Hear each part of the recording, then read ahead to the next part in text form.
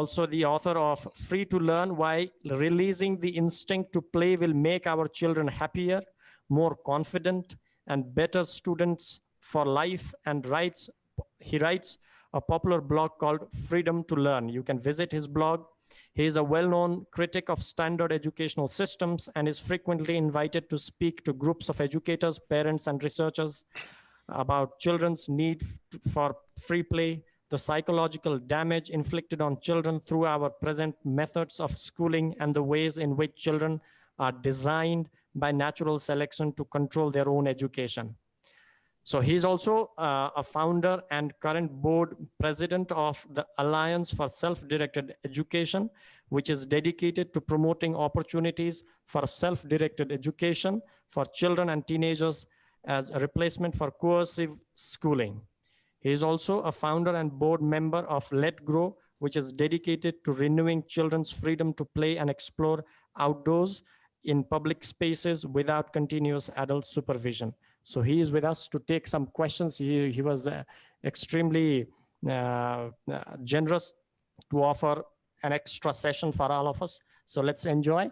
How shall we continue, Professor? My assumption is that I'm just here to address questions.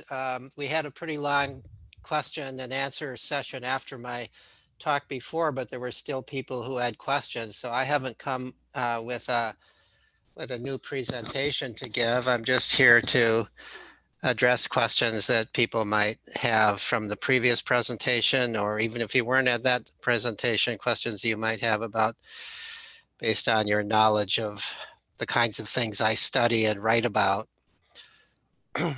So maybe shall we just recapitulate what you went through in the keynote, and then maybe open up for questions for 5 minutes? I mean, after 5 minutes, what do you think? Sure, that'd be fine. I don't know if people still, some of you may still have that handout, which was an outline. It's probably still available as a Google Doc for anybody who wants to download it. But I talked about the topic. The title of my talk was Mother Nature's Pedagogy, the Biology of Self-Directed Education. By the way, I have a little plug here for the Alliance for Self-Directed Education. I have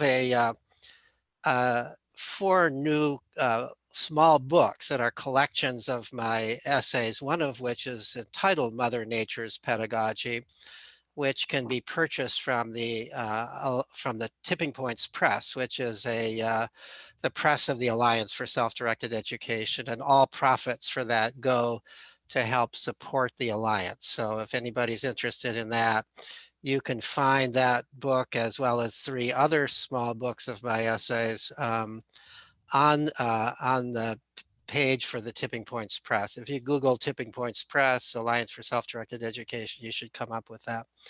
So, so for people who are really interested in reading some of my thoughts about that and some of the research that I summarize, that would be a good way to do it. But I talked last time about, I presented the idea that children come into the world biologically designed to educate themselves. I talked about really what that design is. It's, you know, they're loaded with curiosity, with playfulness, with sociability, with willfulness. And over time, with practice, they learn to be good planners about their own lives. And I elaborated on how that happens.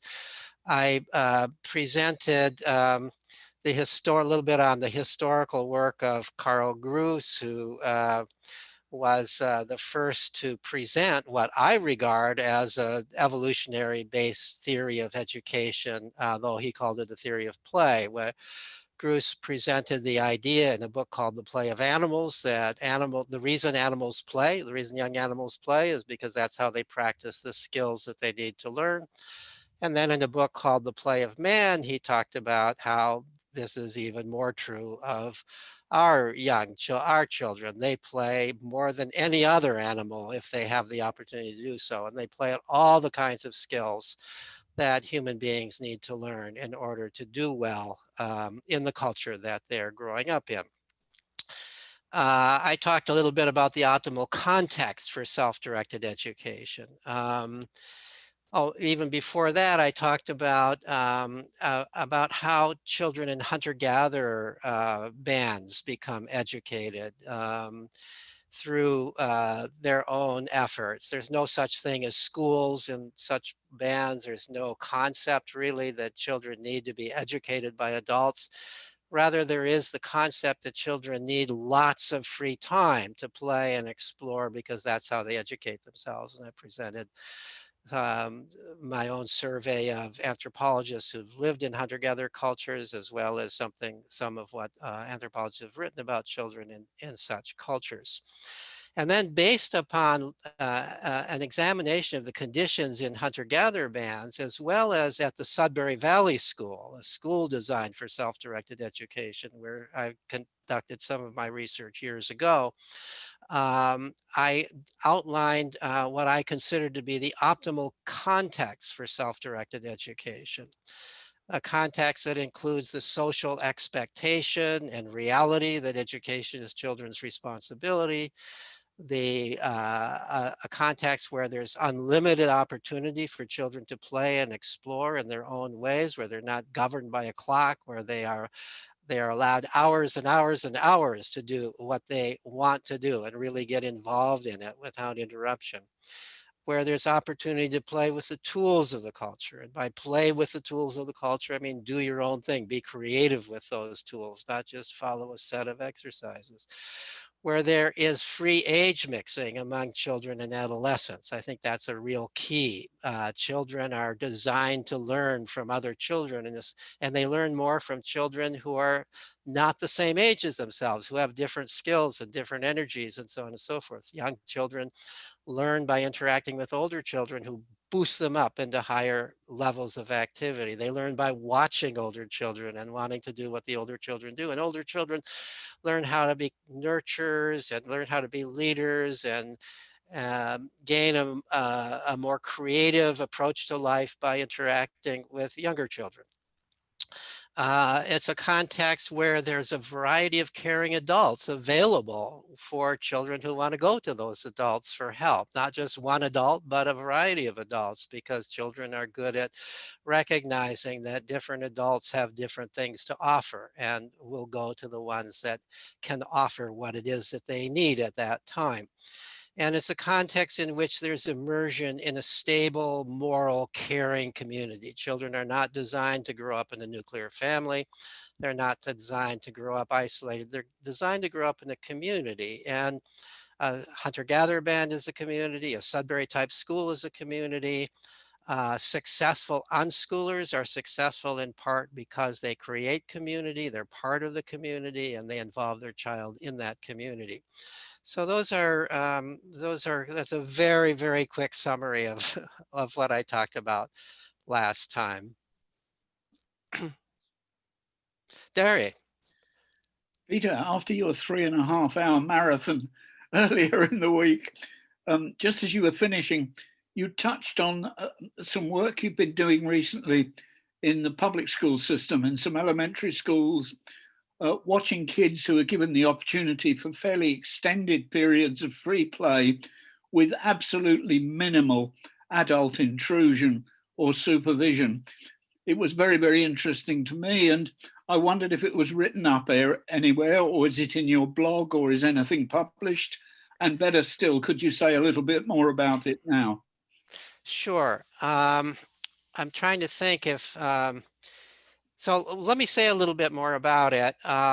This is something that Lenore Skenazy, who wrote the book Free Range Kids, and I and a couple of other people, including Jonathan Haidt, who's famous for the book Coddling of the American Mind, formed a nonprofit called Let Grow. And the idea of Let Grow is let your kids go and let them grow. Let them be. Don't hang on to them all the time. Don't be directing them all the time. And so it's a message to parents, and it's also a message to schools that, of course, as caregivers, we care about our children, we protect our children, and so on and so forth. But at least in the United States and to some degree in much of the rest of the world, we've become way overprotective of children. We've become way over involved in their lives. And a consequence of that is that children are not learning to govern their own lives. They don't have the same opportunities that you and I, Derry, you and I had when we were kids growing up, where we could roam freely and get in trouble and figure out how to get out of trouble. And a lot of our development depended upon that. And it's not just the time when we were growing up. This was normal childhood throughout most of human history, except for cases and times of childhood slavery or sweatshops, coal mine work, and all that kind of stuff. Other than that, you look throughout history, you look throughout the world, and children had lots of time to play and explore, most of which was away from adults. And that's where children learn how to become adults, because there's no adult there to tell them what to do to solve their problems for them. So we've been working, among other things, we've been working with schools to try to get schools behind the idea that children need more adventure, need more independence, and so on.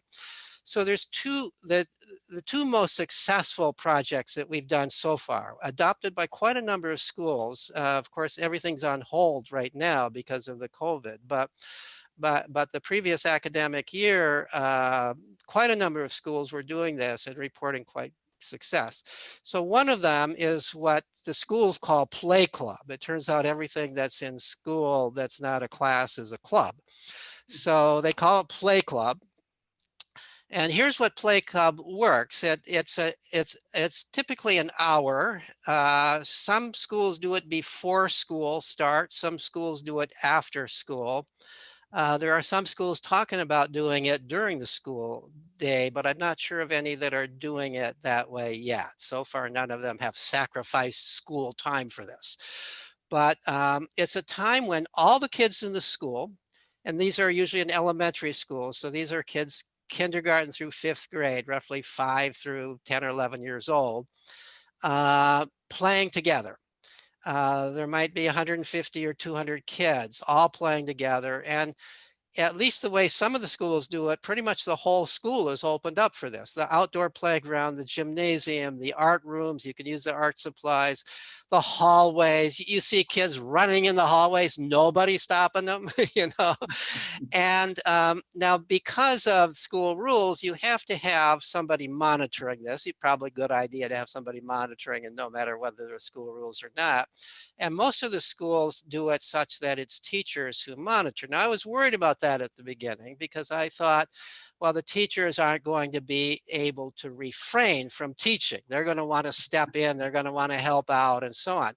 So I was very emphatic when I met with the principals of and in those cases where I couldn't meet directly with the principals, talked with them. What you've got to do is to tell the people who are the monitors that while you're watching these kids play, you are not a teacher. You are like a lifeguard on the beach. You're there to save a life.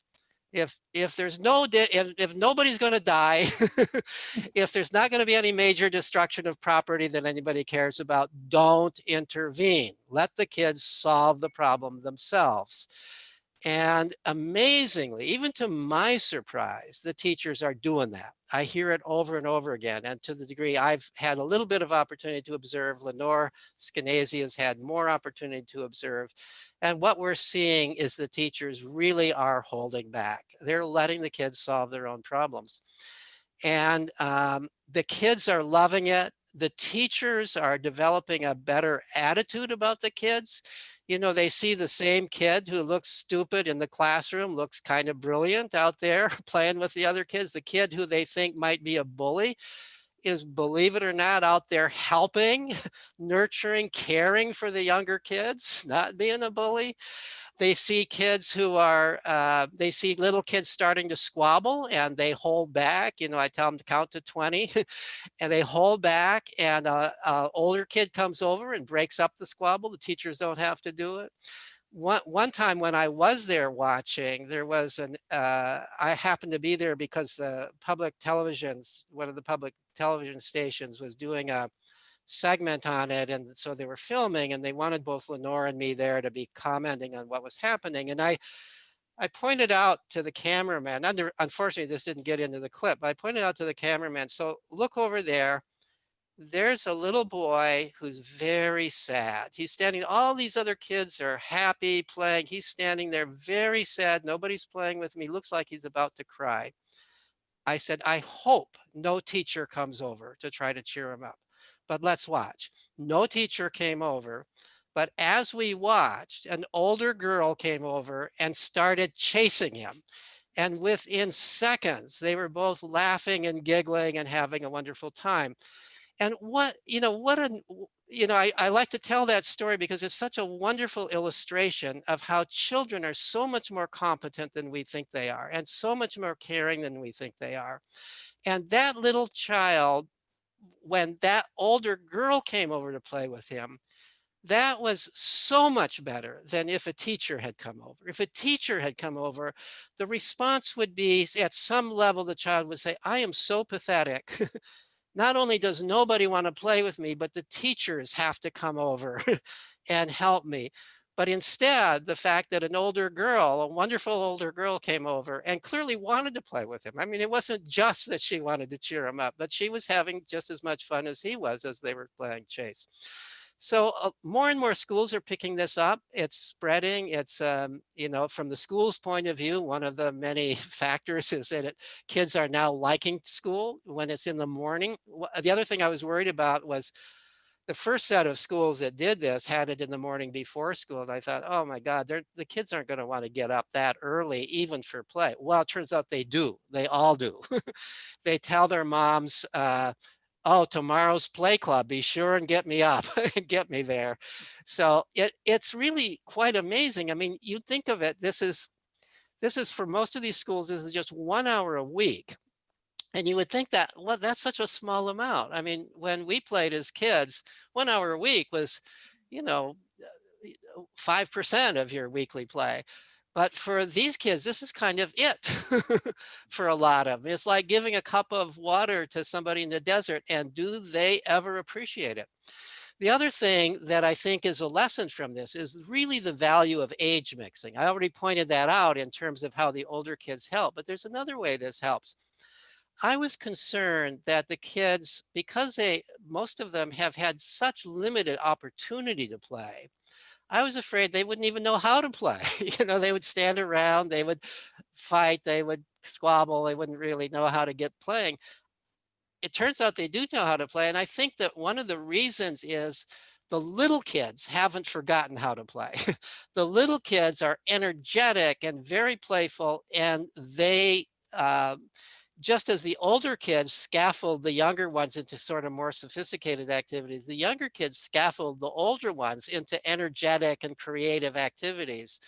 And so, it reinforces so many of the, in my mind, this was my idea, and it was based on some of my own views of what play is and why it should be age mixed. But I had my fingers crossed as to whether it would work. I wasn't absolutely sure it would. And it's amazing how well it has worked. And it seems to have worked every place that it has been adopted. So the other thing we're doing is what's called the Let Grow assignment in schools. And this is Lenore's idea, and it's really ingenious. So what this is, so one of the things, I don't know to what extent for the rest of you who are not in the United States, this is all true or not true. I think it's definitely true in Australia, it's definitely true in most of Western Europe, certainly in the UK it's true. But children don't have a lot of opportunity for adventure. They don't have a lot of opportunity to do things that are a little scary. They don't have opportunity to do things because their parents do it for them, or they're prevented from risky play. They're prevented from so much. They're prevented from going out on their own and riding their bicycle all by themselves without somebody watching them, and so on and so forth. There even in many cases, believe it or not, there are cases of 10 and 11-year-old kids who aren't allowed to cut their own meat with a knife because they might cut themselves. I mean, I couldn't believe that when I first heard it, but I've now heard enough of these these stories, and Lenora has documented it, that this is actually true. So there are some kids who are so overprotective that they're protected that they're not learning how to do sort of basic things that everybody should be learning as they grow up.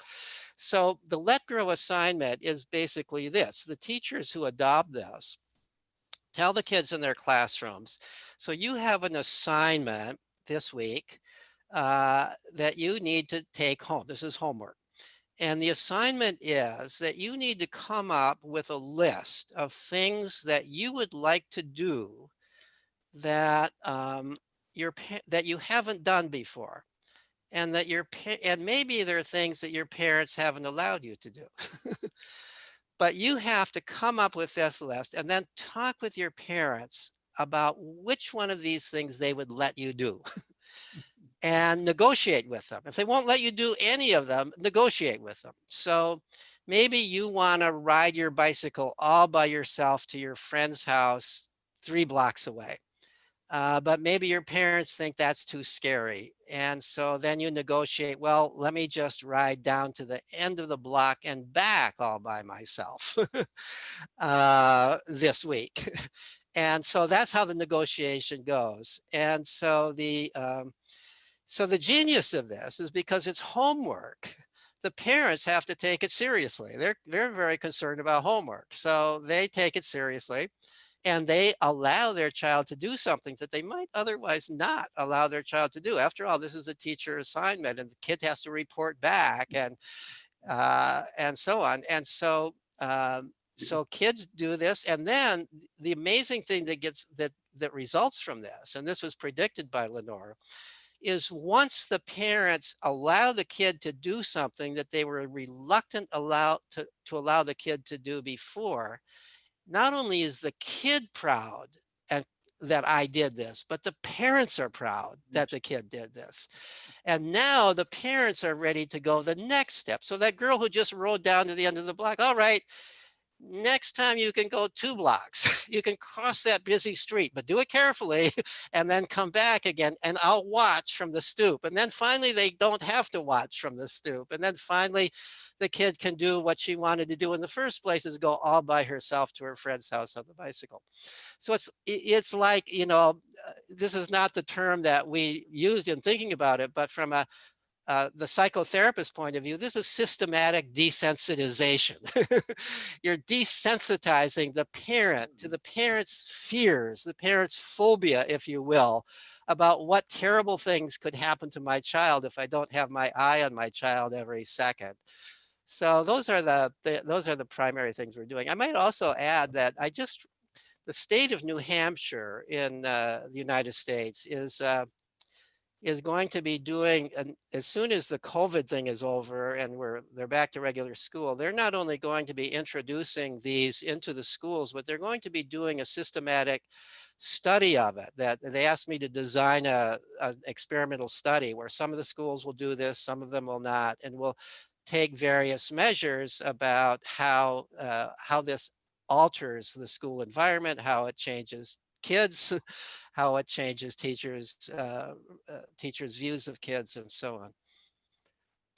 Peter, maybe Play Club is desensitizing the teachers. I think so. And I must say, it's lovely to hear you sounding a little bit more optimistic about what we can do in the public school system. Thank you. Yeah. Thank you, Derry. Shall we take another question? I see Stuart has a question. Yes. I'm only seeing page 1, by the way, so somebody else needs to observe questions, or else I'll only be calling people on page 1, or maybe we need to have them in chat or something like that. I'm not sure. But anyway, Stuart, go ahead. Yes, I'm glad I made page 1. And thank you for your beautiful presentation. I always appreciate seeing you. And I want to know if you have further research on the physical elements of the kinds of play communities you're talking about. For instance, I don't know that people are born into communities of 3,000 kids behind a gated compound and how free play would work in some of those environments. And some of my thinking is that you use the number 150 to 200 students at one point, and whether or not you have significant research on the impacts of school size and design on the ability to implement free play? Yeah, that's a good question. I think that the schools that are the larger schools have not attempted to do it with everybody in the school. So what the larger schools have done is you have to register for it, and if there's more people than that register, then they feel that can be handled, which was typically about 100 or 150. Then maybe they will have some of them do it one semester and another group the next semester, or some schools are doing it more than one day a week. So some of them are doing it on Monday and some of them doing it on Tuesday, some are doing it on Thursday. So I think that I don't think anybody has tried it. It's partly how much physical space you have, how many loose parts things, how much art supplies you have to play with, where I think those are some of the limiting factors, as well as the question of how many kids can we reasonably keep an eye on, to the degree that there is a sense that you have to keep an eye on kids. You know, I might point out that although this seems innovative today, I remember, I often tell this story and a lot of people find it hard to believe, but when I was a college student in New York City in the 1960s, one of my jobs that helped me earn my way through college was to be kind of an assistant to the supervisor of an after-school center called the Clinton Youth Center, that was in what would have at that time been called a ghetto in New York, in a African American and Puerto Rican area of the city. And the Clinton Youth Center was owned by We are going to use raise hand feature. the Clinton Youth Center was owned by the YMCA, but it was for kids who couldn't afford the real YMCA. And it was a rundown building, and with a rickety gymnasium in it, and art supplies that people had donated, and some various things. And it happened to be on a street that didn't have much traffic. And so I had this title of assistant supervisor, but I didn't do any supervising, and nor did the supervisor, who was the only real adult there. I was 19 at that time. So the supervisor was a African-American, lived in the neighborhood, who had a stutter, one of the most mild-mannered people I've ever met. He couldn't raise his voice if he wanted to. And there would sometimes be 100 to 150 kids there after school. And it was just the two of us. And I don't remember there ever being a fight. This was in a neighborhood that most people are afraid of, right? Most people are afraid of this neighborhood. They think this is but this is, I don't remember there ever being a fight. I remember seeing, and at that time I didn't think much about it. It just seemed natural. I remember seeing how older kids would help out with younger kids. I was there. I was at, believe it or not, this was a time before you need parents' consent for everything. And so sometimes one of my roles, sometimes there'd be a bunch of little kids, 5 and 6 year olds that would say, we want to go to Central Park. Can you take us there? And I'd just walk them over to the park, and we'd go and play in the park. And then we'd come back, all of this. I mean, this was just, this was in the 1960s. And think of how, at least in the United States, things have changed since then. It's so, maybe we needed to become a little more protective than we tended to be then, but I don't think we needed to go anywhere near the amount that we did. But it's interesting. I mean, I think that experience with the Clinton Youth Center is part of what, in the back of my mind, gave me the idea of Play Club. Can we do something like that in school? Would it work today? And lo and behold, it does. Thank you. Peter, I have a called the Small Schools Coalition. It's a website with tons of research specifically about the impact of school size that has many stories that are just exactly like what you just told. So there is a lot of research, and thank you for that great story. That's really interesting. I know in my own experience as a student, when I was in school, we moved around a lot, and sometimes I was in little schools and sometimes in big schools. I can say for me, the little schools were always more pleasant than the big schools because everybody knew one another. And the teachers in the small towns not only knew you, but they knew your parents. Of course, there's good side and bad side to that. But the good side to it is that they recognized you as a person. They knew that whatever they did, my parents would hear about it. You know, it was sort of like it had a humanizing influence on everybody. The fact that everybody knew one another. So I do think that it fits with my own personal experience that other things being equal, small schools tend to be more human than big schools. Yes, Peter, just a second. Shall we use a raise hand feature on Zoom so that we have some order? Because we've got a lot of questions. Is that okay, Peter? I'm sorry, what is the question? Shall we use a raise hand feature to know who wants to ask, who's Oh, going to ask the sure. next question? Yeah, let's do that. Have some order. I'm not sure where I see the raised hands. I can help you from You, here. yeah, why don't you Yes. identify the person sure. to ask the question? Naveen, Sure. Naveen, it's your turn. Hey, Peter, great to have you again. I work in a democratic school, and recently a couple of my coworkers started to become worried about kids not knowing how to write effectively before the SATs. And a coworker stated that they can't bear to see the kids struggle and cry while attending the SAT preparation courses, and that they feel responsible to at least inform the kids about the consequences of not learning how to write properly before you are like 12 or 13 years old. And just to clarify what properly means in their definition is like, to write effectively, to be fast during the exams and write clearly and stuff like that. So several of my other coworkers and I believe such meddling would damage our relationships with the kids. And we also believe that them experiencing negative emotions is not a bad thing. I mean, we all struggle with certain aspects of life, and this is just one of them for the kids. Even if they flunk the exams, so what? It is not the end of the world.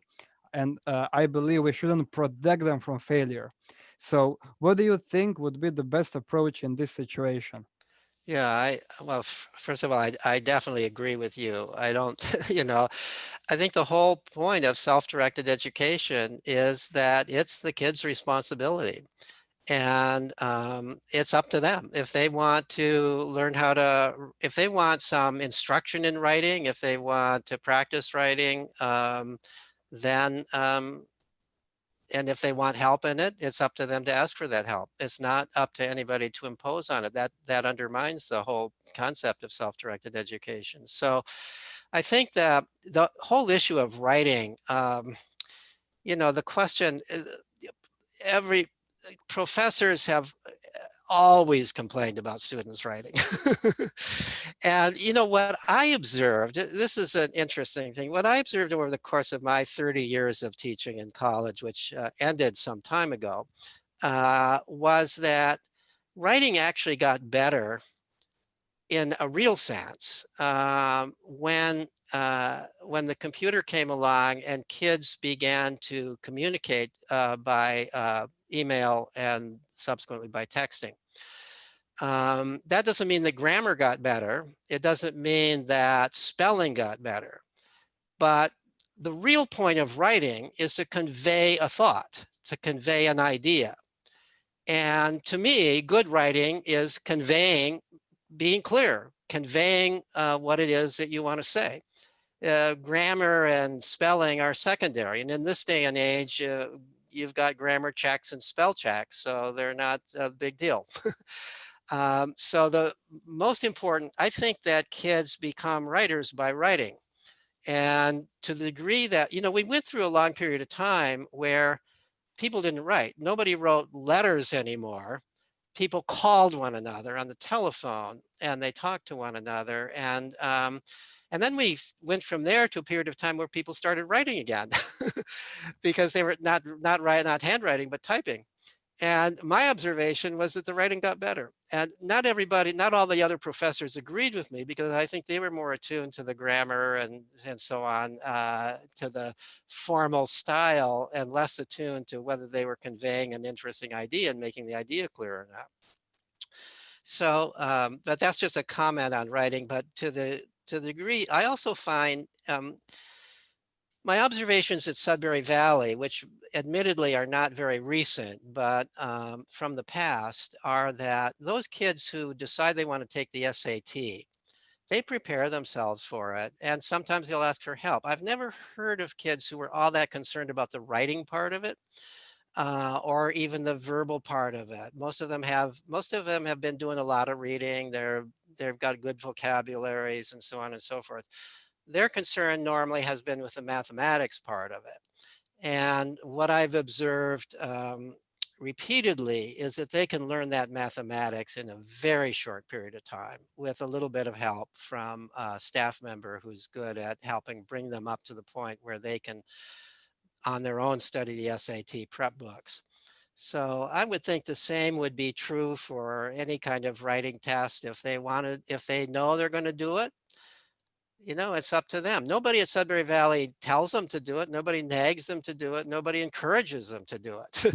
But if you want to but they know. I mean, it's kind of, I suppose it's important for adults to let kids know, well, if you want to go to college, these are the things that often are expected to get into college, depending upon where you want to go. And just so you know that, right?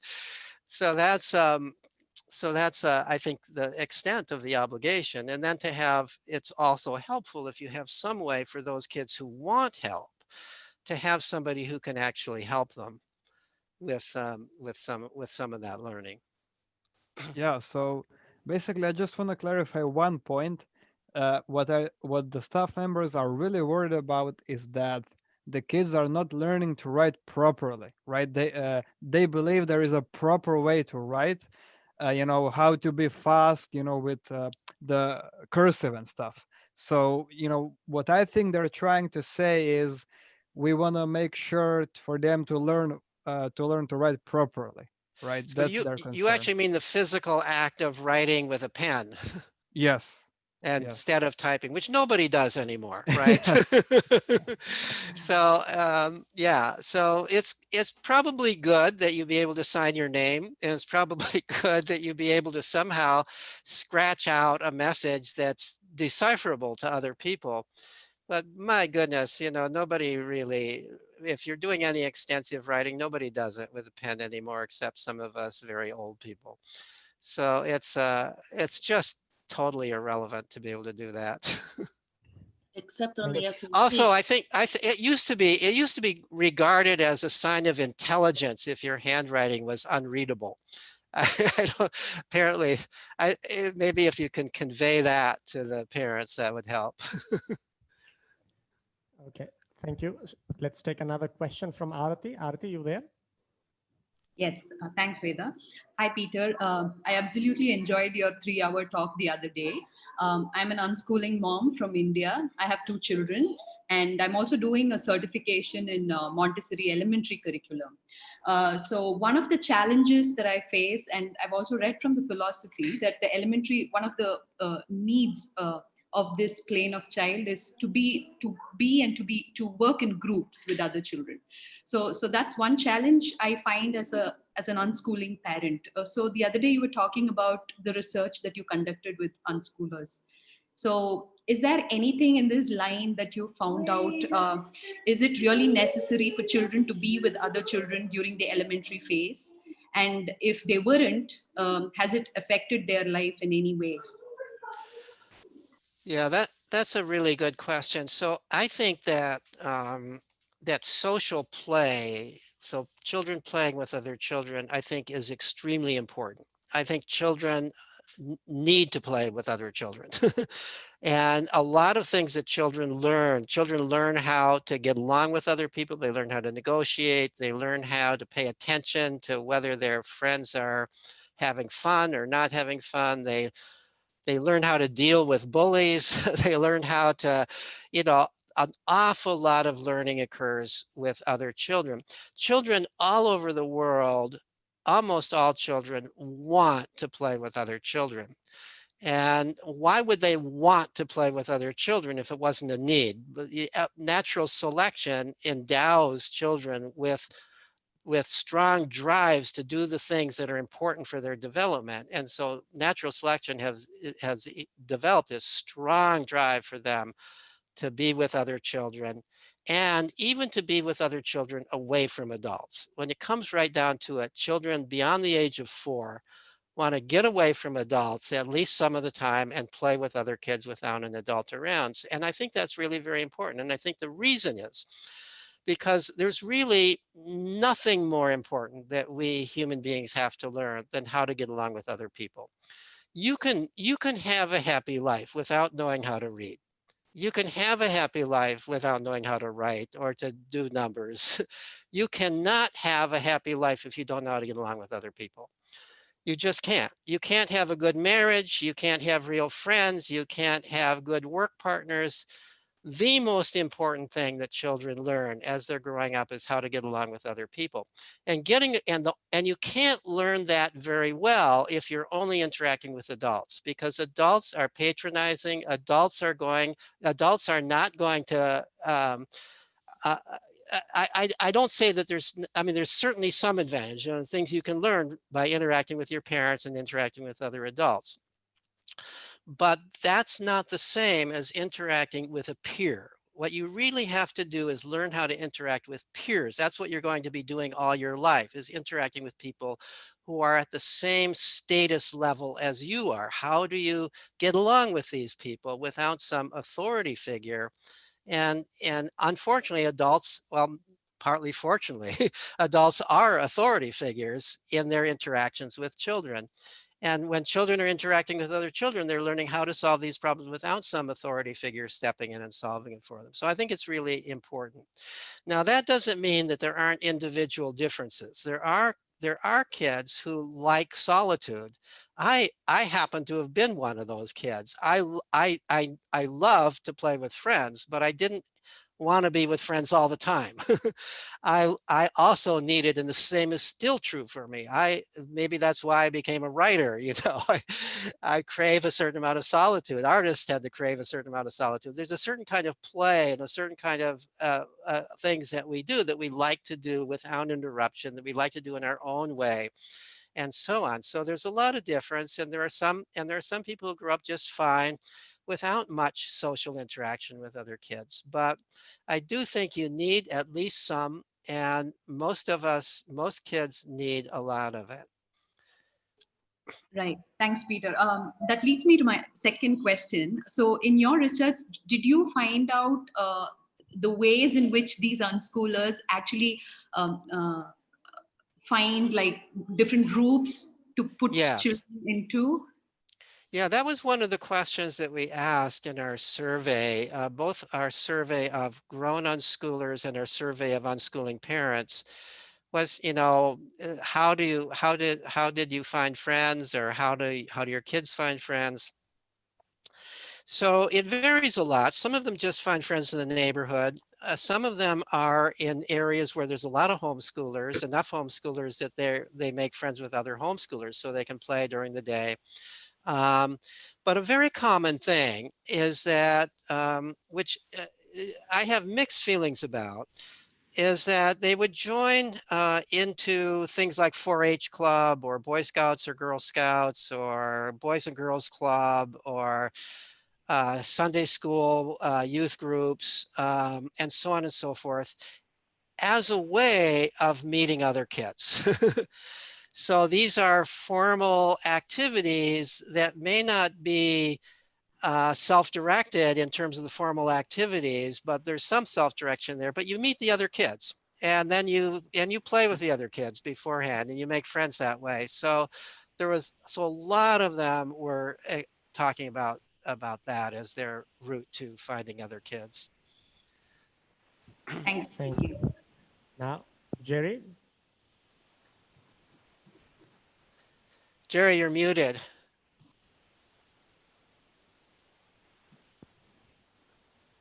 All right, so, all right, yeah, so a couple things.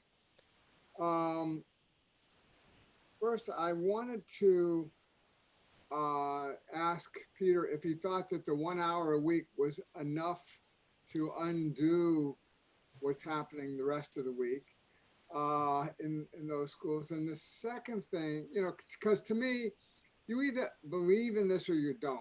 If you want to offer a token, I don't know how worth it is. It's sometimes worth it because the kid will get the idea that something else is possible. But the other thing is, I just wanted you to talk a little bit about what you touched on the other day when the question was asked. Yeah, but that was, you know, that's anthropology. Yeah, that was good for the hunter-gatherers, but what about today? That kind of thing. And maybe try again to bring it a little bit more up to date, the findings of some of these anthropologists about that. And I wanted to say, in terms of the way I do this myself today when I'm working with kids is, for example, the Olympic coach that I work with in teaching these kids always doesn't understand why all the kids try to gravitate around my table all the time. But what I do is we play. That is, I've got different kinds of games that I've invented for them to learn certain things, and they love it. You know, for them to learn an underspin serve, for example, I will say, okay, we're going to play the serve game. You do all the serves. You have to make sure you don't serve a ball that I can kill because I have to get my point on the first shot. But if you return it once, you get the point. And so what happens is usually within a game, they learn how to hit the ball with enough underspin so that I can't kill the first shot. And so these are little techniques, and the kids love that kind of playful aspect of learning table tennis. And some people sometimes ask me, well, why do you like to teach table tennis? And of course, my answer to that is that it's a way for helping kids realize that they're good learners in a non-academically threatening way. So I would like to see some, and the other thing is, of course, you know that there was an 8-year-old who grew up in my house, and family moved away this year to Virginia, but she calls me every day. And what I do is mostly listen, and she shows me things that she's been doing. And the latest thing is she's learning how to dance from the internet. And I could even show you some of the stuff she's doing, but it's amazing stuff. And so Peter, if you could kind of bring these ideas to more contemporary research and application. Okay, Jerry, well, there's a lot there. So let me start with the question of whether an hour week of play is enough. Of course, it's not enough, but it's in some ways it's a foot in the door. It's starting to open the door. So there's here's some of the ways that that hour of play extends beyond the hour. One of the things it does, now we don't have systematic data on this. I don't have publishable results. This is based more or less on anecdotes from teachers, from principals, and so on. But one of the things it has done is to change the atmosphere in the school. So the teachers have a different understanding of the kids now, and the teachers are more playful in the classroom. The classroom is becoming more playful than it was before. The principals are changing. Some of the principals are telling parents, don't worry so much about the standardized exams. We're actually hearing that from some of them. Worry more about whether your kids are getting enough time to play. They're getting the idea that play is valuable. The parents are getting the idea. The kids are so excited. They see the glow in the kids' faces when they come back from that. And now the parents, we believe, are allowing more play. So part of the study that we're going to do in New Hampshire, assuming that it actually gets funded and goes forward, is to look at the consequences of this. One of the things I want to know is, so that when the kids are playing together at school in this 1 hour, are they making friends, and are they saying, hey, let's get together on the weekend and continue playing? We don't have to just do this in school. We can do this after school too. And let's talk our parents into it. And maybe that can be our Let Grow project to talk our parents into allowing us to play together at the park on the weekend. So I'm hoping that you've got to get it going. You've got to get your foot in the door. You've got to, as maybe you pointed out or somebody pointed out, this is sort of systematically desensitizing the teachers as well as the kids. So I think absolutely it's not enough. It's not even close to enough play, but it's a beginning. So, you know, Peter, what kind of research could you present to these people to show them the effectiveness of this? For example, I saw it anecdotally at my school where we had no scheduled classes. It was really a lot of play, but the kids would improve 2.5 times the national rate. You must have some research like that. Well, we don't yet, but we don't have that kind of controlled research yet. But if this studies that I've designed for New Hampshire get done, we will. There will be systematic research, and there will be, among other things, measures of how depressed and anxious the kids are, and we're hoping that'll decline. We're measures of their internal locus of control. We're hoping that'll increase, and so on. And we'll have systematic parents reports, systematic teachers reports, all on anonymous questionnaires. So we will have, if the study gets done, we'll have data on that. Right now, all we've got is the anecdotes, and you know, so that's that. The question of, I'm not exactly sure. Your table tennis discussion leads me to think about another thing actually that Let Grow has been involved in. I haven't been so directly involved in it. Lenore has been more so. But there's a company, I don't even remember the name of it, that sponsors baseball instruction. Baseball. So these are people training, you know, people who are families who are paying quite a lot of money to send their kids off to learn how to play baseball. And and there's a lot, I mean, there's a lot of this going on. And so the person who heads this company called us, and I had a discussion with them, and that was kind of my last follow through, but Lenora's followed through with them about, he said, well, how can we, so, you know, we have them play baseball. We do a lot of teaching of baseball in very formal ways. They play baseball games. They play games to win trophies. They do all these things. But this, by your definition, Peter Gray, this is not play. And I say, yeah, that's true. It's not. So how can we bring play into this? So I said, well, what if when they got together, the first hour, they just play their own game. You just tell them, here's the bat, here's the balls, choose up sides. This is baseball the way I played baseball as a kid. This is the way we all played baseball as kids, well, at least people my age. So you go, you make your own game, you figure out what you're doing. Why don't you try it? See if they like it. And that will be, you know, it's constrained in some ways, not freely chosen. It's within the realm of baseball. But these are all kids interested in baseball. So just let them play baseball instead of be working at baseball. And so here's a report that came back to me by way of Lenore, is that some of the coaches are finding not only are they getting more kids signed up for this because the kids enjoy the play, but the coaches, even those who are reluctant, this is just wasted time, this is an hour where we're not teaching them, are finding that the kids are becoming better baseball players. Why are they becoming better baseball players? Because in this creative way of playing, they're discovering their own way of doing things, which is not the same for everybody, right? So, you know, I don't know about table tennis, but, you know, baseball, there's different ways of batting. There's different ways of pitching. You can discover new pitches. You can find out what your strength is in play when you can't do that because you can't afford to experiment and try out new and creative ways of doing things. So this coach is finding, you know, even if even if our only goal is to create better baseball players, let alone your goal of creating happier people. Even if our goal is just to create better baseball players, this is not a bad thing to do. It's absolutely true of table tennis too. Table tennis is a very complex game.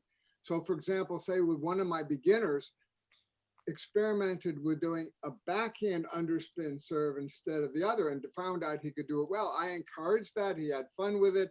Now he's beating a lot of people with it. Right. Thank you, Jerry. Monica, you there?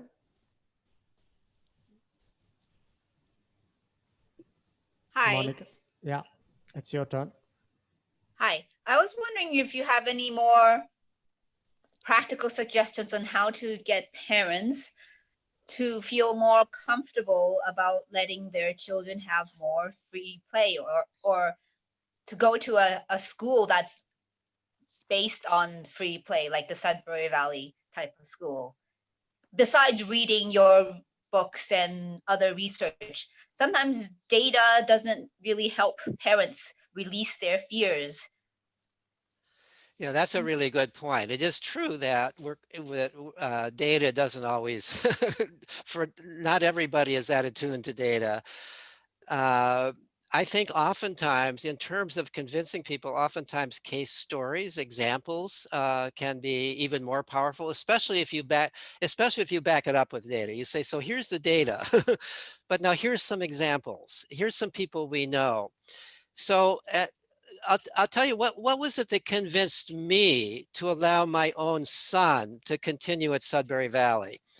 What convinced me was seeing people who had done it and that they were okay. That's why I did that study of the graduates of the school. I genuinely needed to know that the graduates of that Sudbury Valley school were going to be doing okay in life. I didn't necessarily need to know that they were all going to be geniuses or they're all going to be better than they would have been, but at least that they were okay, that nothing terrible happened to them as a result of going there. And so I did that study of graduates, and it was seeing those graduates and hearing from them directly that really made me feel comfortable with that. So the degree to which that parents can actually talk to or observe or at least hear the stories of people who have actually done this, I think that's often the most reassuring thing.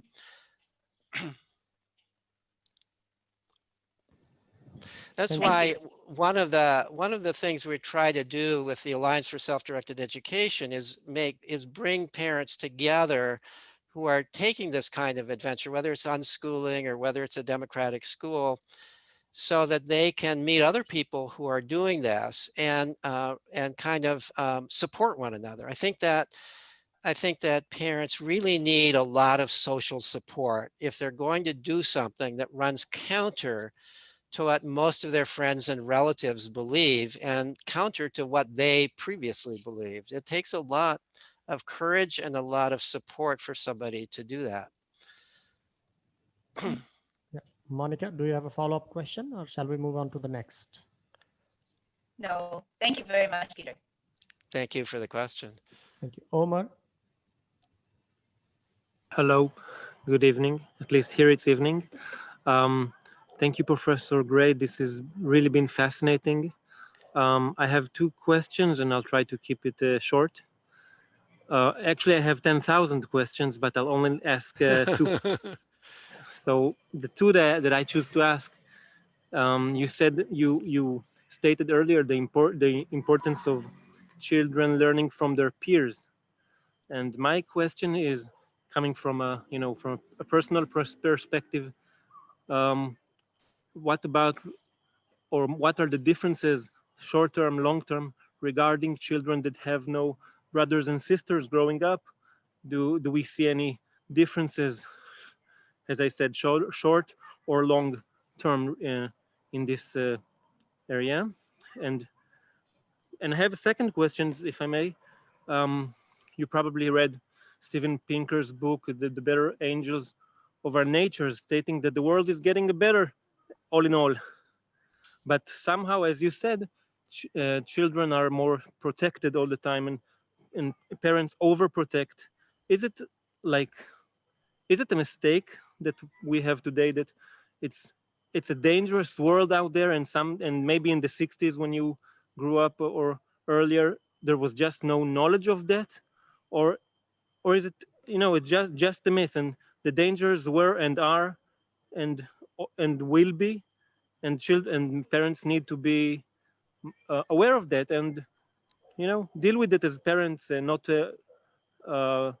suffocate their children with too much love, and not love, with overprotecting them. I hope that that was understood, and that these are my questions.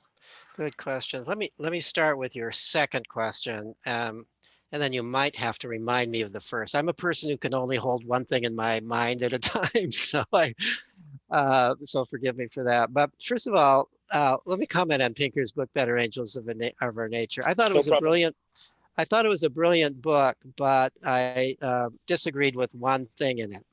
So he, like some other evolutionary psychologists, argues that hunter-gatherers were very violent. And so he goes all the way back to hunter-gatherer time in terms of his history of things were much worse in the old days than they are today, and everything has gotten better in terms of the reduction in violence, in terms of our empathy and compassion for one another, and so on and so forth, especially empathy and compassion beyond our own in groups. We become less groupish and we become more humanitarian over time. So that's the thesis of his book. The one thing I disagree with, and I know Steven Pinker, and so I have pointed this out to him, and we haven't really resolved it, but when he cites evidence about the rates of murder in hunter-gatherer cultures, the citations that he gives are not really hunter-gatherers. They are pre-civilized agricultural societies, or partially agricultural societies. They're sedentary societies. And so as soon as you went past hunter-gatherers, I think everybody agrees, you had all kinds of possibilities, including a lot of very warlike tribes. And I did not find in his references, I did not find anything, and I really looked them up, that seem to refute what the ethnologists say about the peacefulness and the non-warlike nature of band hunter-gatherers. That's a little bit of a digression from the question that you raised. You're more interested in the question of, so when I contrast the era in which I grew up in the 1950s as a kid in America versus today, is there a difference in how dangerous or safe it really is? Or is it just a difference in how people perceive it? And are our perceptions today more realistic or less realistic than they were in the 1950s? So one thing I can say is that in the 1950s, parents were not oblivious to dangers.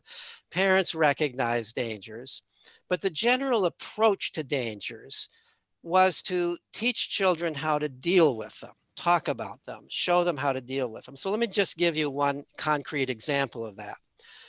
When kids started kindergarten the community I lived in didn't have a kindergarten, but we moved to another community. By the time my brother was starting kindergarten, we lived in a community that had kindergarten. What I remember very clearly, and have also been told and read about, is the typical thing that parents were told by the kindergarten is before the first day of school, and maybe on the first day of school, you should walk with your child to school.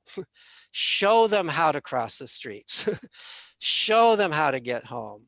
And you should also, if your child isn't going to be able to remember their address and might get lost, pin a note to their coat that has their address on it. And if you've got a telephone, your phone number on it. So if they get lost, somebody can find them home. So there's a recognition that a 5-year-old might have trouble crossing streets or might so on and so forth.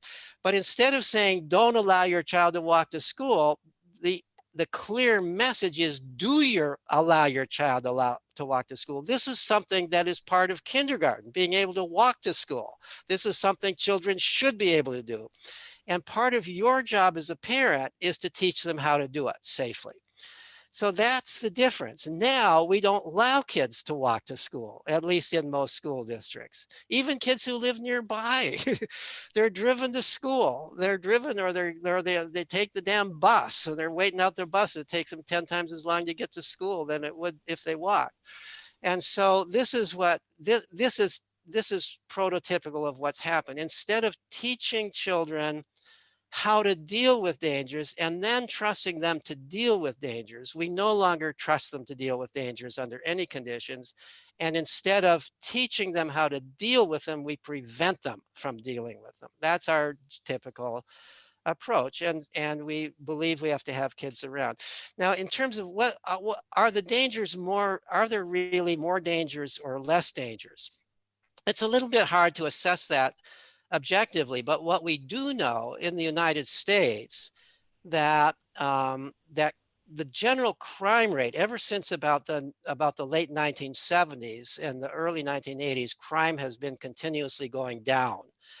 All kinds of crime has been going down, including crimes against children, have all gone down.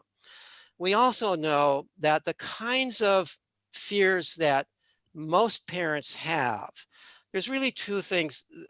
The primary fear, when you ask parents why you don't allow your child to go out, there was a study done like this in the UK and several studies in the United States, asking parents, what is it that you're afraid of that you won't allow your child to go by? The primary answer is that they're afraid of somebody snatching their child away. They're afraid of some creepy person either kidnapping the child or sexually molesting the child or killing the child. This kind of crime almost never happens. It almost never happens. This fear of the stranger on the street almost never happens. In the past, it almost never happened. And today it happens even less likely.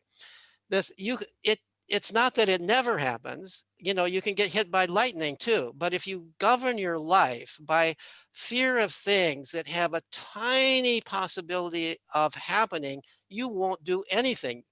You won't get out of bed, but it's equally dangerous to stay in bed.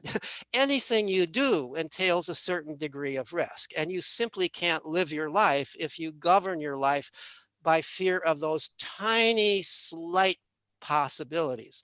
That doesn't mean that child molestation is a minor thing. It's a huge thing, but it is not strangers on the street doing it. It's that uncle, it's the priest, it's the teacher in school, it's the people you trust who are doing it. And so it's simply a myth. And that myth in the United States got built up in the 1980s and 90s.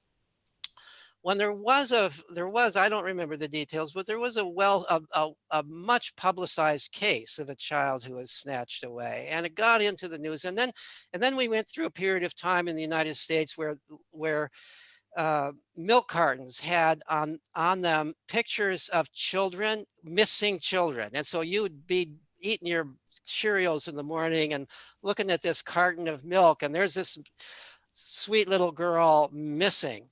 And so you had this feeling, you were constantly being reminded. And then there was a time when you would hear public service announcements on public radio and television saying, and even on commercial radio and television saying, do you know where your child is right now? As if you don't know where your child is, you are a negligent parent. So we went through this period of engendering fear, and the culture changed. You began to feel like children need to be watched all the time. It's really dangerous out there. That just got reinforced, even though it wasn't. Those milk cartons, by the way, there was somebody who actually went back and did a study. What was the fate of those children who were on milk cartons, the missing children? Almost all of them were runaways. They weren't kids who were snatched away. They were runaways. And when there were kids snatched away, it was almost always relatives who had snatched them away. It wasn't strangers on the street who had done that. It was relatives who thought that their own parents were abusing them, or they felt that they were the rightful caretakers of the child. So we have developed, at least in the United States, a set of unrealistic fears about how dangerous it is out there. Now, the other fear is a little bit more realistic, and that's traffic. Traffic, there is more traffic now than there was in the 1950s. But what I can tell you is that the fear of letting your child out is just as great in areas, almost as great at least, in areas where the traffic is no more than it ever was, as it is in areas where traffic is worse. And when in the 1950s, traffic didn't keep parents from allowing their kids out. I was living when I was a young kid, mostly in small towns, but my late first wife grew up in a working class neighborhood in Brooklyn where there was lots of traffic, where there was a lot of crime. And she could go out as a young child and play in the street just like everybody else did. She wasn't guarded all the time. So it's not the case that it just relates to traffic. And I also now sometimes go back to the same little towns that I was a kid in. They're just as sleepy little towns as they ever were. You could take a nap on Main Street and would hardly get disturbed. And yet kids are not out playing there either. So it's not, so the fears that parents talk about as the reason why they can't let their kids out are not the real reasons that they don't let their kids out. The real reasons they don't let their kids out are because they believe these things are true, even if they're not true, or, and most important, because it's become a social norm not to let your kids out. If you let your kids out, not watching them, there's a pretty good chance that your neighbors will be criticizing you, that they may even call the police, there's a loose child out there, or they may call child protective services. You're a negligent parent because you've allowed your child to go and play in the park without an adult there watching your child. Those are the real changes that have occurred.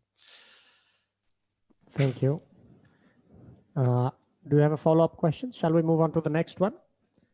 Sydney? I had another questions, but I wouldn't want to take much more time from the other people here that have questions. Sydney? Thank you very much. I should say I'm going to have to bring it to an end by in 14 minutes at latest because I have another meeting I have to go to. Okay, we have 14 minutes. Sydney, you there? Hello, Peter. This is Sydney Morris from Martha's Vineyard. Hi, Sydney. I have a question about the play clubs. I'm just wondering to what extent that schools are looking at those as just a glorified version of recess that sort of gives them a break from the real learning stuff, or whether they're actually leaning towards seeing the play as having a value that might replace some of the coercive learning. Yeah, so far, there's no evidence that it is replacing some of the coercive learning. I don't know of any schools that have dropped an actual class in order to be able to do play club during the school day. So far, this has been an after school or before school program. So it isn't, I don't have any evidence that it has changed that aspect of school. I don't have any evidence. I do have some evidence that, but again, it's anecdotal, that the schools that have adopted this have become more playful within the classroom. And it's a little hard to know what's cause and effect here, but the schools that have adopted this are also in general decreasing the amount of homework they're giving kids. And they are more likely to be supportive of parents who are opting out of the standardized tests. They're more understanding of that opt-out. Now, it's hard for me to know what's cause and effect here. It may be that the schools that have adopted this are schools that decided to go on this trend anyway. Or it may be that the play club has changed the attitudes of the personnel at the school to some degree, so that they feel like, well, play is really important and we need to allow kids time to play after school, so let's not give them so much homework. And also, maybe it's had the effect that, well, we see how much the kids are learning in play. We're developing a broader understanding now of what education is. And those standardized tests really aren't measuring what we now see education is. And so we're not going to place so much value and importance on them. Now, I'm putting thoughts into their minds right now. I'm not sure that they're thinking that way, but I would like to think that they're thinking that way, and that kind of thinking may continue. At least it's healthier for the children to have more play in any case. It is absolutely, yeah. There's certainly no harm to what's being done right now, and there's clear help, and I think that it has the potential of creating bigger effects along the way. I think it's a matter of reversing the trend. I mean, we've been on this trend of ever more time in school. You know, I've talked about how the school year is now 5 weeks longer than it was when I was a kid. The school day is close to an hour longer. And when you add homework, the school day is much longer than it was when I was a kid. We have over time, we have built up children's schoolwork such that it is, for many children, they're spending more time at schoolwork than their parents are at a full-time job. You know, we decided at the turn of the 19th term of the 19th into the 20th century that child labor was not good for children, that full-time child labor is illegal. But we've basically made school full-time child labor, and child labor of the worst sort, micromanaged sedentary labor, the worst kind of labor for children.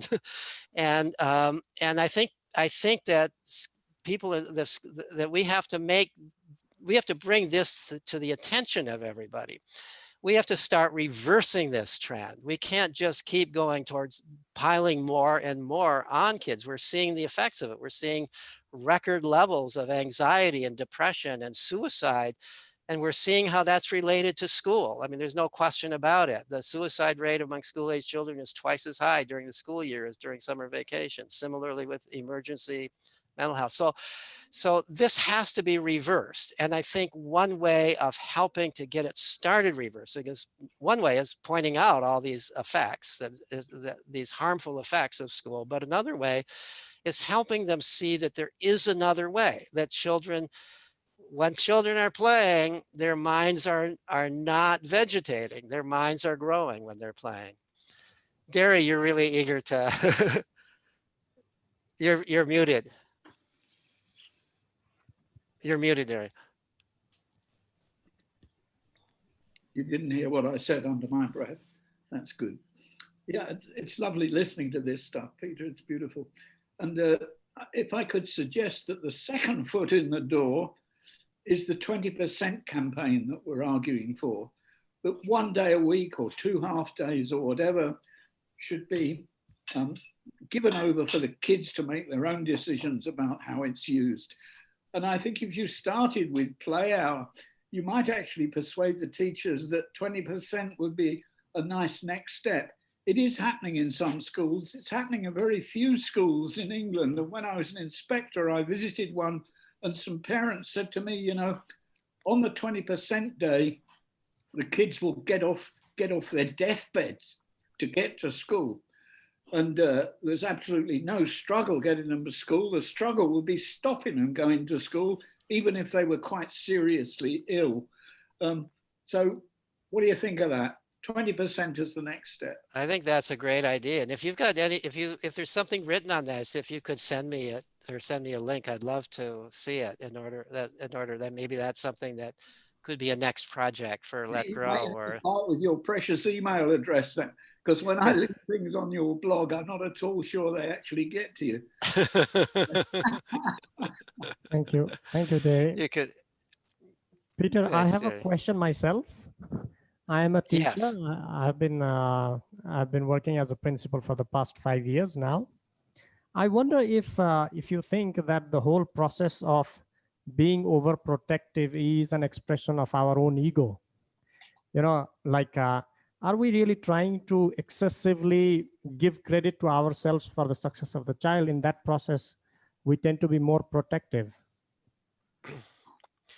Well, I think that there's a certain truth to that. I think that I haven't thought of it exactly in those terms, but I think that one thing that has happened over time is that we've come to think of being a parent as a job, as a profession. And therefore, it's something that we need to do well, just like we do our job well. And in our job, the more effort we put into it, the more we work to make that product perfect, the better we are at the job, right? I mean, if you're manufacturing, canoes, the better the canoe is, and the more you work at shaping that canoe, the better canoe you can make, and the better no matter what your job is to control the thing that you're creating and to create it beautifully. Well, we've developed a professionalized view of being a parent. So mothers are no longer just mothers.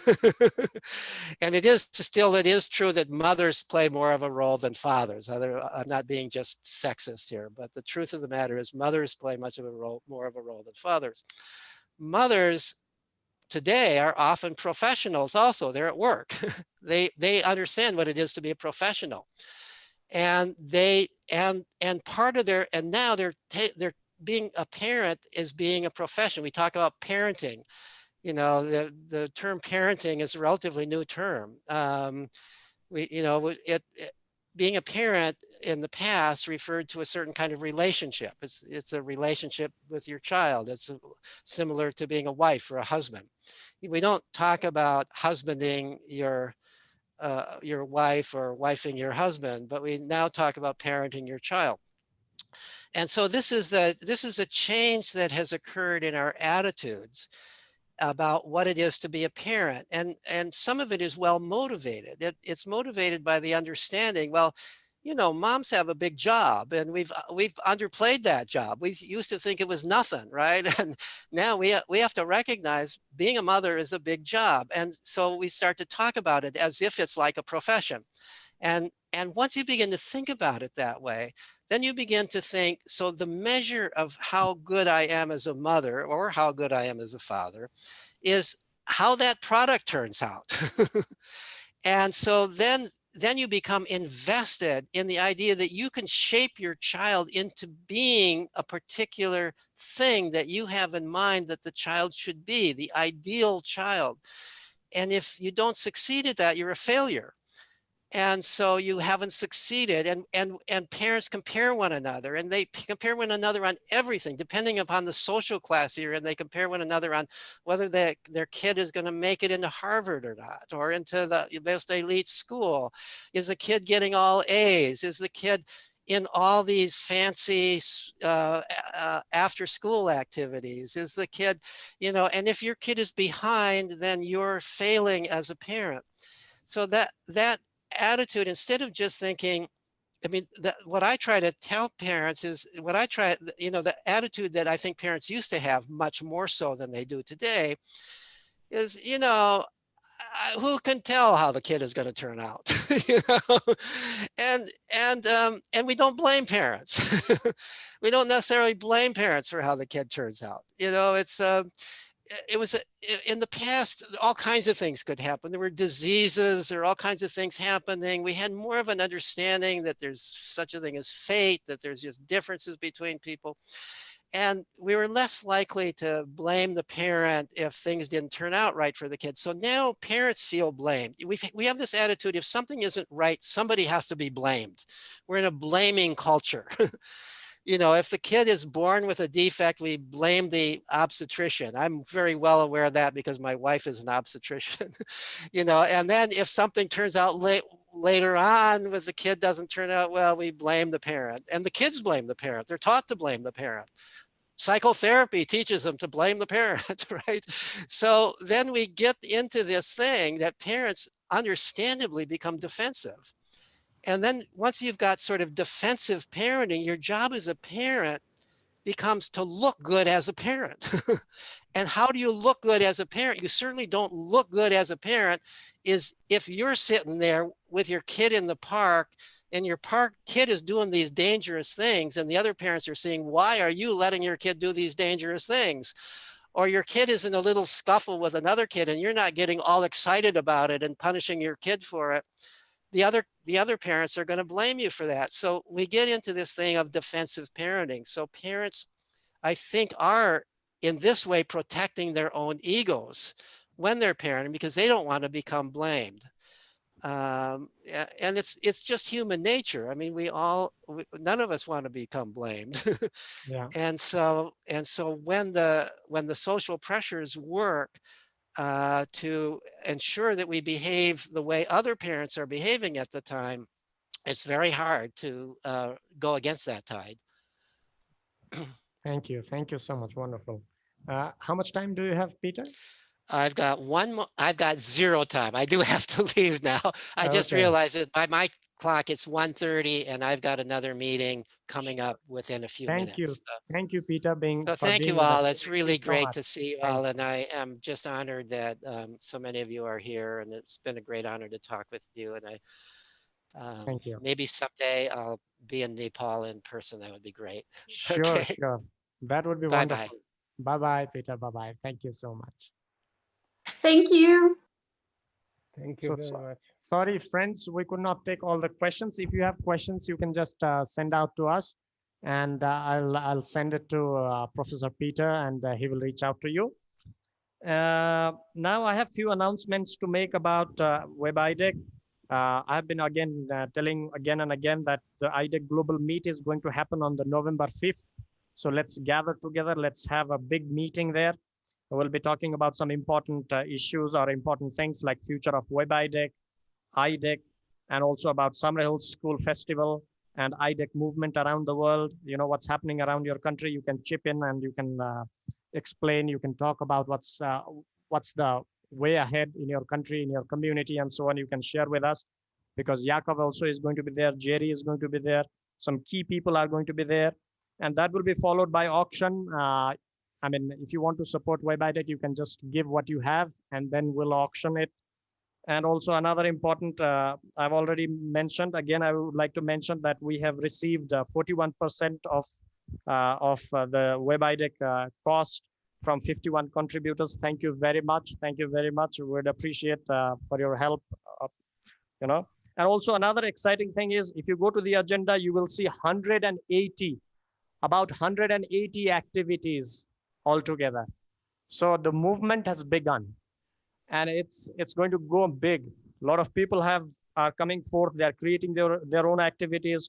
Although the message went a bit late to a lot of people, but things are moving really well. So reach out to your family, friends, and so on to participate, just to come and, you know, check on what's interesting. Let's gather together. I think the Festival of Democratic Education is really going well. And thank you so much. If anybody wants to say anything, make announcements, please do make. Richard Frenzem, you wanted to make some announcement, please do make. We have people waiting for all the announcements. Let's make some announcements. Yes, thank you very much. How are people making donations for the auction, and what should they give? So we have some ebooks, we have some books, we have some trainings, online trainings, those who want to offer like 1-hour training to people. We have, after the corona gets over, we have some people who are inviting to their house, to their place, and they will take care of that person at their home. So different varieties, you can just create your own, and we have painting done by some students of the ashram. So we have got few articles already. So if you have, meanwhile, you just send us an email or, you know, a message. So we'll put that. Yeah, we have some ebooks I think we could put in there, and yes, paintings. Yeah, send me a list so that I'll make a whole list, and then people know what's there in the auction. And where do they send this to? To, you mean if it's like an ebook? Donation, where do they send it? For donation, they will send to GoFundMe. We have set up. No, I mean for the auction. Oh, for the auction also, I think we have to go online. I mean, that's the only possibility that we have. where do people send donations for the auction? You mean the articles, right? Somebody, yes, yes. Yeah, they can send us what they want to offer as an email, and we'll put that. They don't have to send the article itself here. They can send what they want to offer, and then we'll auction it. Okay. Yeah. So any other announcements, friends? Let's. May I get my announcement in? Yeah, sure, sure. I have the same concern as you expressed a few minutes ago, and that is that our numbers are too few to look at the quality of the discussion that we just had with Peter, and to look at the numbers of less than 100. I want to see the whole world signed into that kind of thing. We're having some real luck in Ottawa with a conference that we're running starting on the World Children's Day. And it's happened that the topic is going to be what we're discussing here, self-directed education. The circumstances have happened that we're going to have directors of 2 major school boards, the dean of a major university, and all kinds of other people that are not listening to this kind of thing. Circumstances have just happened that they're all going to be in the same place at the same time. Wonderful opportunity for us to really show numbers and get the message out to these people who haven't been listening, that it's time to listen.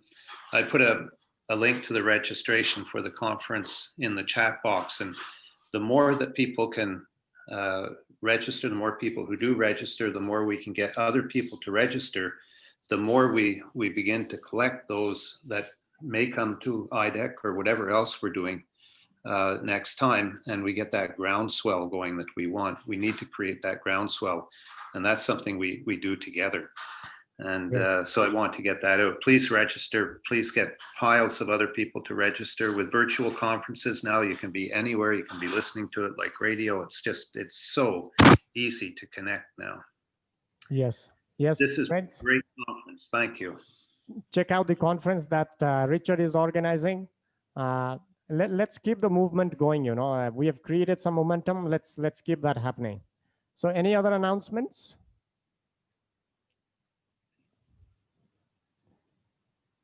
Naveen, you want to say something? Oh, no, sorry. My hand was raised from the Q&A. Srinivasanji, you want to say something? I wanted to ask to Peter, but I think today is a historic day where I did not ask any questions. We are extremely sorry for not letting you question. We are extremely sorry. And I enjoyed that also, because the others should get the opportunity. Democracy. Thank you. Right. Thank you. Great going. IDEC, wonderful going. Wonderful, I think I strengthen Richard's program. Sure. We need to have big numbers now. Yeah, sure. I agree with Richard. I mean, amazing workshops. People have created amazing workshops. You just have to go to the agenda and check out. And I think you will really enjoy it. I haven't found them very easy to access. What's going on any given day with the times and so on. At least on Huva, it's sort of translated into my time, but I don't know whether it's Nepalese time or some other standard time or whatever. It's difficult. And I want to go ahead. In Huva, generally, it's your time. Yeah, I know that's true. That one makes it easier. But I just have had a little trouble. I've looked.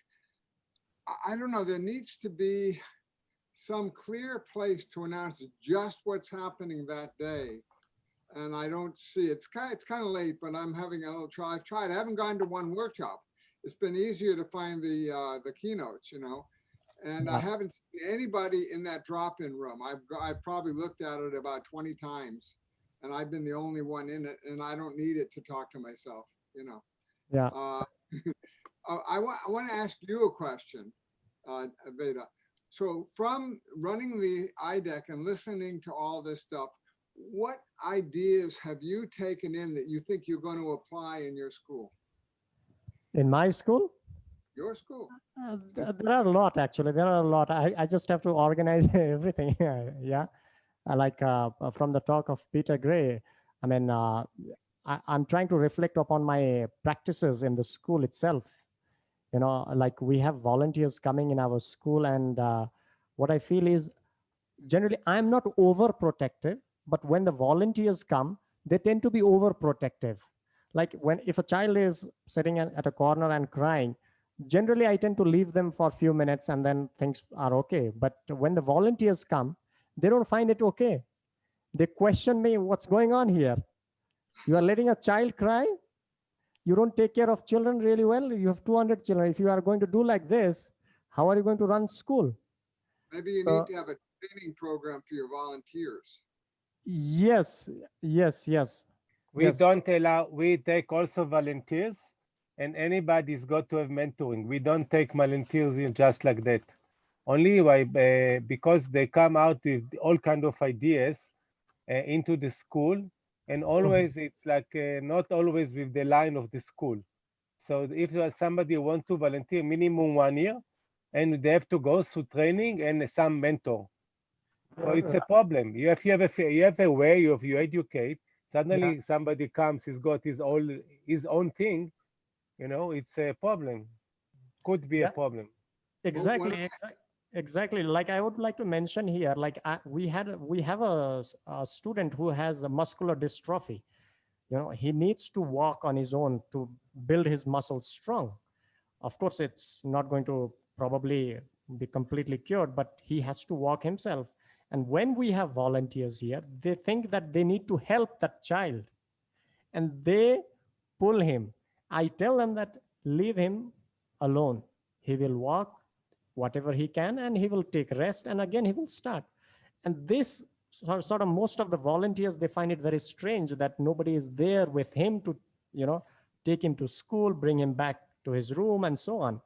So, I mean, I think from Peter Gray's talk, this is very clear from the research itself that we have to let the child, you know, free in up to some extent. I mean, what about the idea of using democratic process? When I visited, I saw, you know, you and Rishi were kind of using it in your classroom, but you don't actually have a democratic meeting, or do you now have one? We have democratic meetings. Like every evening after dinner, we sit together, we meditate, and after that, I mean, there is that's the whole community. But how about the school itself? The school itself. Every morning, the students they gather together. This is how the daily schedule works. The students gather. No teachers are inside. The students, they conduct the assembly. They ask if there is a problem. They take care of themselves, and they decide on particularly like on a particular Fridays, they decide what they want to do. I mean, Fridays are completely democratic, and the rest of the days they have to follow certain curriculums. So I think we can extend that to other days as well. You know, like they organize, okay, I want to give a table tennis lesson. A child comes, okay, I want to give table tennis lesson. Okay, I want to give a music lesson like playing tabla. Okay, I want to take a certain group for a walk to the jungle, you know, to the forest. So they create their own activities on Fridays. And we are trying to figure out how we can translate that into actually learning the concepts in the textbook as well. So we are just trying to figure out. We have not been very successful, but we are trying. Okay, well, if you need my help with it, let me know. Sure. And I would like to does the internet work over to the school, or is it not strong enough? It's not strong enough. I think after IDEC, we are going to take IDEC internet to the school. so it will work. And I would like to mention Ian Cunningham. He wants to offer 3 months training as, I mean, he is offering that to us and we can auction that. And also, who is there? Larry has something. Morris, you have a problem with donation. I will just, you can write me a message. I will get back to you with the proper link, or if something is. Anybody wants to make announcements, what's happening in your surrounding, in your community about democratic education? And probably we have some time. We don't have any other session after this, so we can chat. Dari has his hand up. Go ahead, Dari. Can I jump in? Yeah. Veda, what I heard you saying sounded very, very close to what I mean by the 20% principle. Did I hear you say that one day a week, the students actually make their own decisions about their own learning? Yes. Which is exactly the 20% argument. I mean, yeah, I was really quite excited that Peter took it seriously, because for me, it will be the next step from Play Club, maybe 10%. And I know Jerry's going to say it ought to be 90%, and I totally agree with him. But it's a question of how you make these small steps. So you are actually using the 20% principle in your school. That's very interesting. Can I quote you? Yes, yes. Great, thank you. Yeah, sure. I wonder, Veda, Derry could explain his concept of a school within a school that uses the 20%, where a team of teachers who understand self-directed learning might run a school. Would you be prepared to comment on that, Derry? Well, yeah, if it's okay. It's a kind of alternative next step. It's a rather bigger step, because the 20% idea would argue that every kid in the school should have the opportunity to spend one day or 2 half days a week with the 20% team of facilitator teachers who are used to encouraging kids, supporting kids without actually teaching them stuff. So the 20% idea would involve every kid in the school spending the equivalent of 1 day a week working in that self-directed way. The school within a school